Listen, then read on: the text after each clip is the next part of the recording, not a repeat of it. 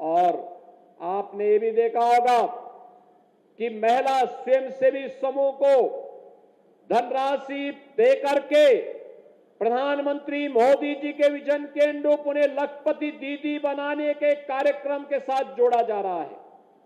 यानी ये सभी कार्यक्रम प्राथमिकता के आधार पर बिना भेदभाव के हो रहा है। लेकिन बहनों और भाइयों, आपने देखा होगा जो लोग विकास नहीं चाहते, जो लोग विकास के विरोधी हैं, जो महिला विरोधी हैं, जो युवा विरोधी हैं, जो अन्नदाता किसान के विरोधी हैं, जब इन्हें शासन करने का अवसर मिला था, इन्होंने किसानों को आत्महत्या करने के लिए मजबूर किया था, युवाओं को प्लान करने के लिए मजबूर किया था और पेशेवर गुंडे और माफियाओं को बहन और बेटी और व्यापारियों के साथ सुरक्षा पर सेंध लगा करके उनके जीवन के साथ खिलवाड़ करने का काम किया था। आज बेटी भी सुरक्षित है, व्यापारी भी सुरक्षित है। युवा के सामने पहचान का संकट नहीं है।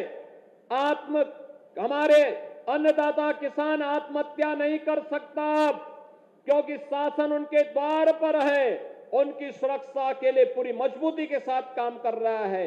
और इसलिए हताश और निराश विपक्ष अब जाति के नाम पर समाज के ताने बाने को छिन्न भिन्न करने पर उतारू हो रखा है। आपने देखा होगा ये समाजवादी पार्टी हो या कांग्रेस, अब ये जाति के नाम पर समाज को बांट रहा है। आपने देखा होगा किस तरीके की राजनीति कर रहे हैं। इन लोगों की राजनीति, एक तरफ छत्रपति शिवाजी महाराज का अपमान करते हैं और औरंगजेब का महिमा मंडन लोग करते हैं। औरंगजेब जैसा क्रूर बादशाह इतिहास में नहीं हुआ। औरंगजेब के बारे में कहते हैं कि वह प्रतिदिन 1 मन जनेऊ तोल करके लेता था, हिंदुओं पर जजिया कर लगाता था, मंदिरों को तोड़ने का काम उसने किया था। भाइयों, आज लखीमपुर विकास की नई ऊंचाइयों को प्राप्त कर रहा है। मुझे प्रसन्नता है कि अब तो लखीमपुर खीरी में मेडिकल कॉलेज का निर्माण भी हो गया है। मेडिकल कॉलेज लखीमपुर खीरी में, कोई सोचता था आज से 7 साल पहले सपना था, आज ये हकीकत है। आज हम जा रहे हैं, अभी सोहेली नदी के ड्रेजिंग के कार्य को भी देखेंगे, जिसके बारे में रोमी जी कह रहे थे। लखीमपुर खीरी में दुधवा नेशनल पार्क भी है। यहां के माध्यम से पर्यटन की संभावना को आगे बढ़ने के लिए अभी हमारी एक बैठक होने जा रही है। मैंने पर्यटन मंत्री को भी और वन मंत्री को भी बुलाया है। और लखीमपुर खीरी में भी एक एयरपोर्ट हो। एयरपोर्ट लखनऊ में ही क्यों होगा, एयरपोर्ट लखीमपुर खीरी में भी हो। इसके लिए हम लोग आए हैं आज देखने के लिए। लखीमपुर खीरी में यह भी काम होगा और इसके लिए हमने पैसा भी दिया है। लेकिन एयरपोर्ट सोहेली नदी से और अन्य जल प्लावन की स्थिति से बचे, आज उन कार्यों का भी हम निरीक्षण करने के लिए यहां पर आए हैं।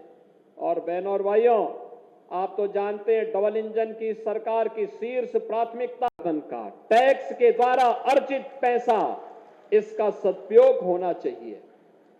इसके लिए पहले हमारे सामने प्रस्ताव आया था 180 करोड़ रुपए की लागत से एक तटबंध बनाया जाए। तो मैंने कहा तटबंध से क्या होगा, कहा जमीन जाएगी किसानों की। तो मैंने कहा मिट्टी का तटबंध कितने दिन तक, शारदा नदी में 3 लाख क्यूसिक वाटर आएगा, कैसे वो मिट्टी का तटबंध रोक पाएगा। ये समस्या का समाधान नहीं, नदी को चैनलाइज करिए, ड्रेजर मंगाइए, एक साथ नदी को चलने का रास्ता दीजिए, बाढ़ की समस्या का समाधान होगा। और मुझे अच्छा लगा कि काम अब प्रारंभ हो चुका है। अब मेरा मानना है, मैंने कह दिया है 180 करोड़ रुपए का काम अगर मात्र 22 करोड़ में हो सकता है तो इस कार्य को हर हाल में 10 जून तक कंप्लीट कर दीजिए। उसके बाद जब मानसून आएगी तो मानसून में पानी अब पलिया और निगासन की तरफ या लखीमपुर खीरी की तरफ नहीं जाएगा। ये पानी सीधे बहते हुए आगे घाघरा नदी में जब, सरयू जी में जब, शारदा नदी में मिलती है तो आगे बढ़ते हुए कारवां आगे बढ़ जाएगा। बहनों और भाइयों, 3-3.25 लाख क्यूसेक वाटर बरसात में शारदा नदी में आता है, लेकिन चैनलाइज अगर हम कर देंगे वो बिखरेगा नहीं, छितरेगा नहीं, अपने रास्ते तय करते हुए आगे बढ़ जाएगा।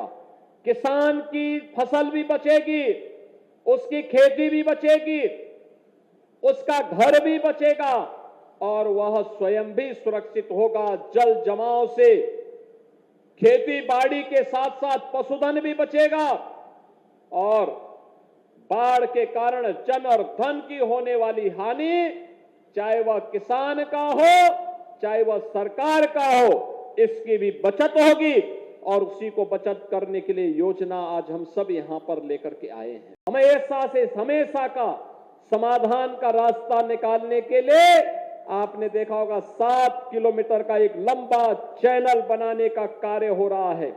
मुझे अप्रैल प्रथम सप्ताह में आना था, लेकिन मैंने इसीलिए उस समय कहा कि चलो पहले काम प्रारंभ करने दो, और मुझे अच्छा लगा कि यह कार्य आज तेजी के साथ आगे बढ़ गया है। उस समय यहां पर जल शक्ति मंत्री श्री स्वतंत्र देव सिंह जी आए थे, प्रभारी मंत्री आए थे, रोमी साहनी जी और अन्य जनप्रतिनिधिगण आए थे, और आज मुझे अच्छा लगा कि ये कार्य तेजी के साथ आगे बढ़ रहा है। बहनों और भाइयों, सरकार जो पैसा खर्च करती है